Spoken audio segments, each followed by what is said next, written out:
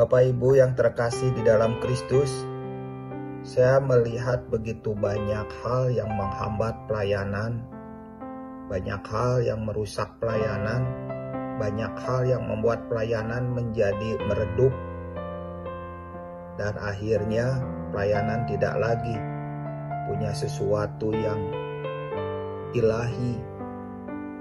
Pelayanan menjadi kosong, pelayanan menjadi berdebu, karena bukan karena tidak ada jemaatnya, tetapi ketidakadaan kehadiran Roh Kudus dalam pelayanan itu.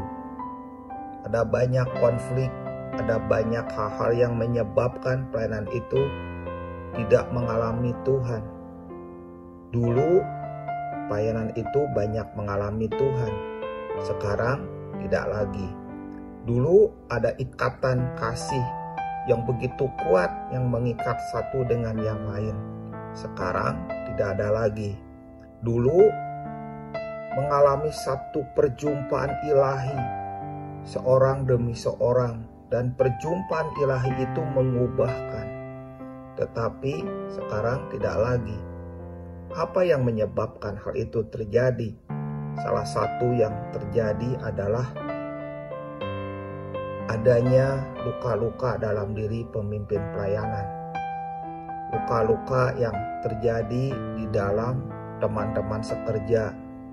Luka-luka itu menyelinap masuk. Luka-luka itu bekerja secara diam-diam dan memutuskan semua tali kasih satu dengan yang lain. Akibatnya seperti api dalam sekam. Masalah sedikit saja begitu menyala. Masalah yang sebenarnya kalau kasih begitu kuat, maka masalah-masalah itu tidak ada, bahkan mengecil dan bukan jadi hal yang diperhitungkan. Tetapi karena masalah-masalah kecil itu menyala, masalah-masalah sepele menyala, dan apinya itu merusak banyak hal. Seperti api kecil membakar hutan. Gak sebanding sebenarnya kerusakan itu. Dan itu menyedihkan. Pasti membuat Roh Kudus tidak betah. Lalu apa yang harus kita lakukan?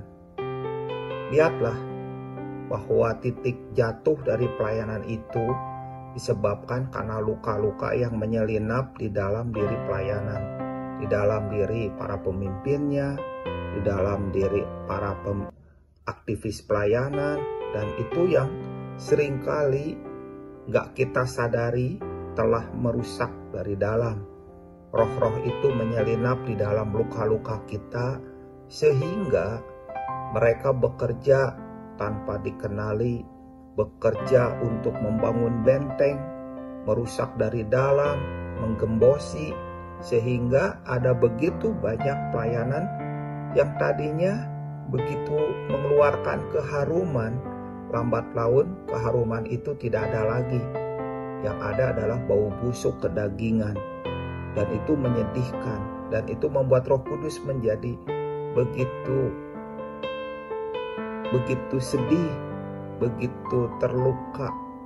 Karena kesalahan-kesalahan yang sebenarnya itu ada di dalam luka-luka yang para pemimpin itu ada.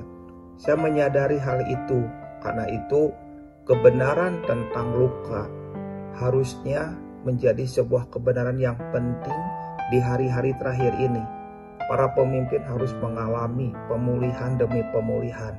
Para pemimpin pelayanan, aktivis pelayanan, rekan-rekan sekerja harus mengalami pemulihan demi pemulihan supaya layar hidup kita tidak compang-camping karena luka-luka itu. Sehingga layar hidup kita itu bisa dibentangkan dan Roh Kudus akan bertiup dan kita akan membawa kapal hidup kita. Kita pun bukan saja layar hidup kita bisa dibentangkan, tapi sayap hidup kita pun bisa dibentangkan sehingga kita bisa menaungi banyak orang. Tapi sebelumnya layar hidup kita dibentangkan dan sayap hidup kita dibentangkan, hal yang paling pertama adalah bentangkan hati kita di hadapan Tuhan supaya hati kita mengalami pemulihan di hadapannya. Amin.